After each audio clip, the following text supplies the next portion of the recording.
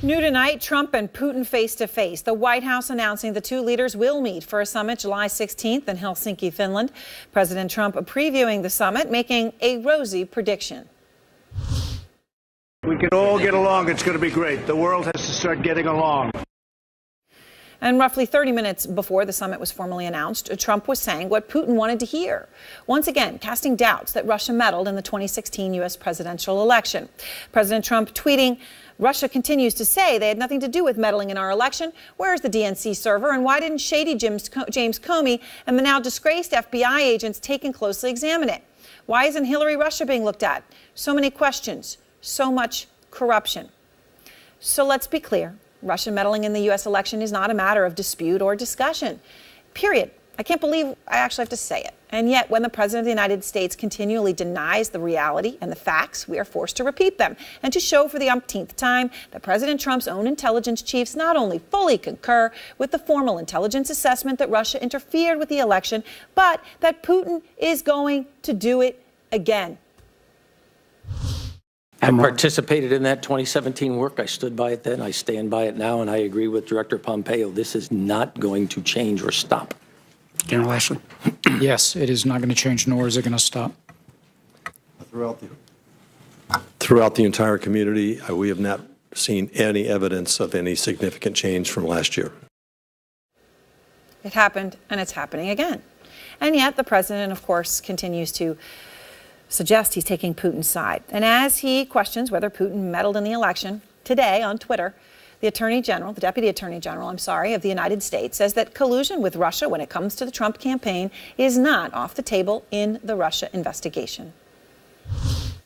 Do you believe, as Donald Trump indicated, that the investigation of which you have read, the Inspector General's report, has vindicated Mr. Trump as relates to collusion with Russian agents, as he indicated?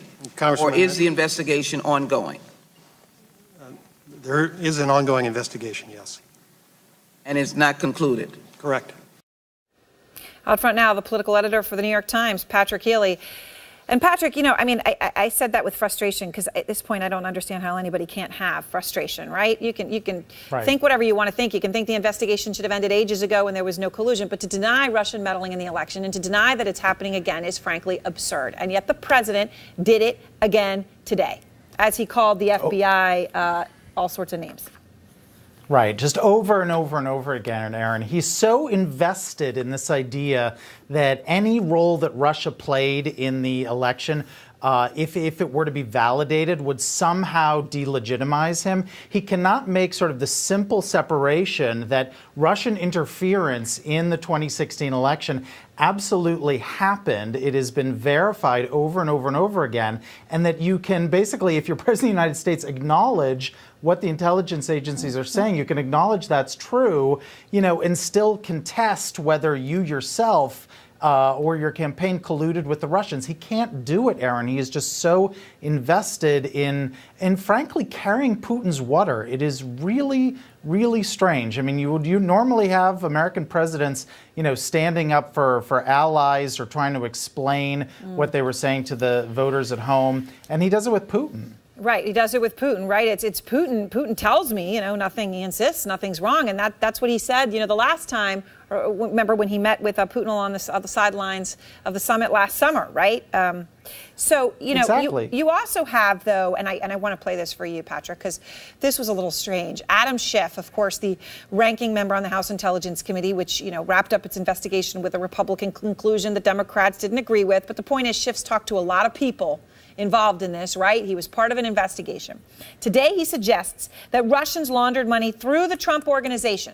And that is why the president is seen as soft on Russia. It was a pretty incredible thing to come from a sitting congressman. Here's what he said. One of the things that I think needs to be investigated by the special counsel, by the Congress, is whether the Russians were laundering money through the Trump organization. And this is leverage they're applying to the president of the United States. That would be far more compromising, in my view, than any salacious video. Do you think that he would raise that just willy-nilly? I mean, or does he have a knowledge that's causing him to raise that? Yeah, we don't know what he's basing that on, but that is a pretty powerful charge. And right now, the reality is we only know so much about what Mueller is investigating. I mean, there may be other dimensions to it. Money has certainly been one, but laundering that's a big charge. I mean, Adam Schiff has been out on this, but we don't know that to be true. We don't. And of course, obviously coming from him, it does take on great significance. Right. One would hope he wouldn't come out and raise something like that unless he had information to somehow substantiate it. Thank you so much, Patrick. Thanks. And tonight, President Trump privately polling aides and outside advisors on possible successors for his chief of staff, John Kelly. There's a dinner the president had this week that could shed some real clues at who Trump is looking at. Chief White House correspondent Jim Acosta is out front.